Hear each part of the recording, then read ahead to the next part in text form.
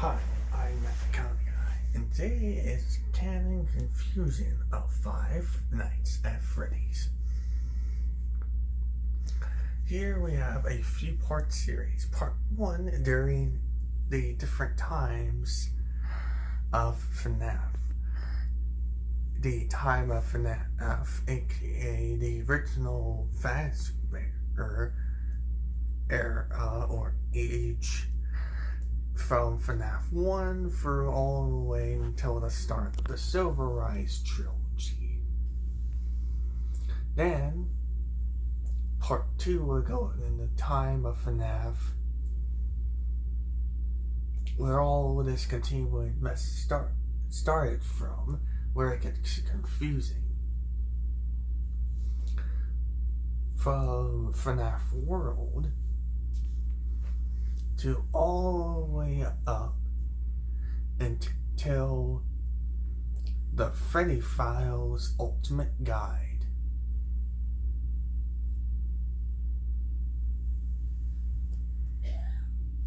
Then part 3 from Security Breach to all the way until the first FNAF movie.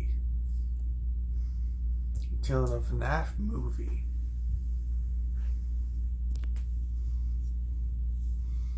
Then we move on to part 4th and final part,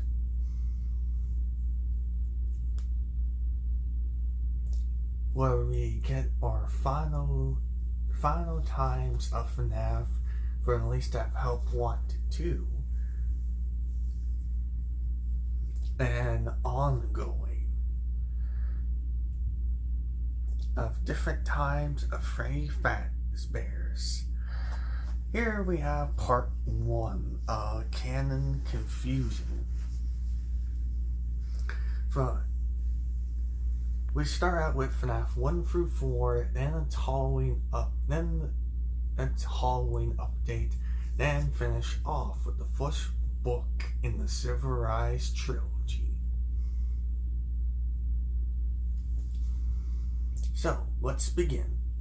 Okay, so the history of the series actually starts not on the series itself, but in the game called Chipper & Sons Lumber Company. That's right, Chipper & Sons Lumber Company. And they kept complaining that the characters look like animatronics and look scary. So Scott Coffin had an idea. Why not create a game of animatronics coming to life? So, that's how he created the idea of Five Nights at Freddy's. The first game, like usual, is a survival horror game, and he has to survive against animatronics as his security guard. You win 5 nights in the Mentis by someone named Fungi, played by the creator himself, Scott Coffin. And also,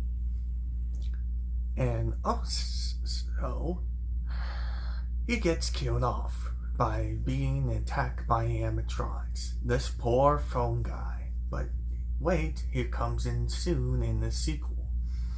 Now, your player character is called Mike Schmidt. Mike Schmidt gets a couple of paychecks after winning the first few nights.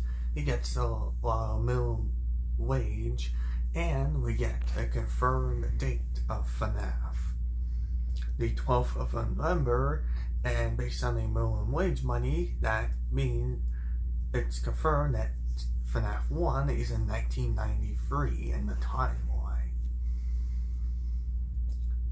And we get our 6th night and our custom 7th night, where it turns out that this Mike Schmidt guy is fired for what?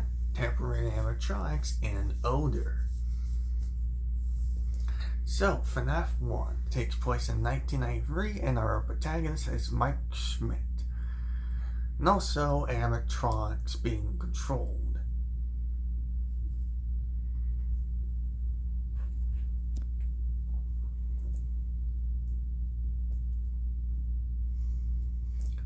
and mention of a Bayou 87. Not that bad. There were theories around, but not that many because this was the first entry. We get more theories until the second game. The second game, 1987, it takes place with new animatronics. The previous animatronics from the previous game are part of this new reopened establishment. Once again, you're playing as a night guard, and once again, you hear the guy on the phone. This time, you'll survive 5 nights, as well as a 6th night and a 7th bonus night. In the 6th night, your character's name is revealed once again. This time, he's called Jeremy Fitzgerald.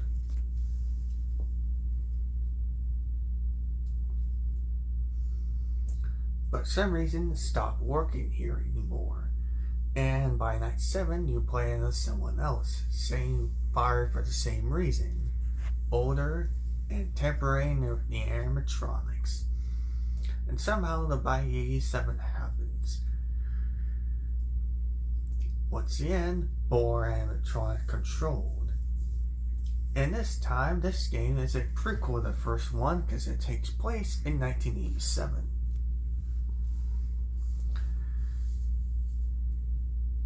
There were theories. One theory is in fact that the phone guy, the guy on the phone, was the keeper of the series, aka the purple guy. But we will not reveal if that is true or not until the next game. Game number 3 is where things get interesting.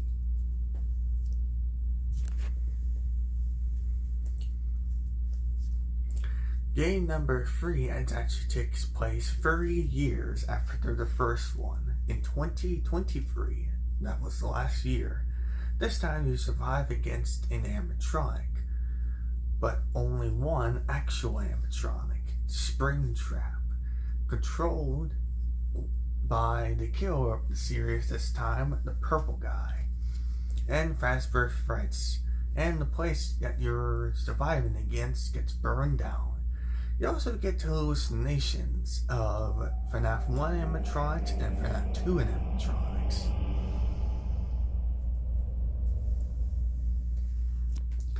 The characters that were controlling Freddy, Bonnie, Chica, and Foxy, and Golden Freddy have their souls, but the rest. But not the puppet. Not really. And then we have FNAF 4. This game, besides what people believe to be happening in the Bayou 7, actually takes place before any other game in the Byte of 83. That's right, a game that takes place in 1983, before any of the other games happen. This time, you're playing as a young boy having nightmares that's revealed to be a coma. You are surviving against 5 nights, but instead of 2 bonus nights, you get a 3rd bonus night. This young boy was nicknamed the Crying Child, and up until recently, that was his only name. Here we see the witness of his older brother, which people had nicknamed Foxy Bro, or the character in the Foxy mask.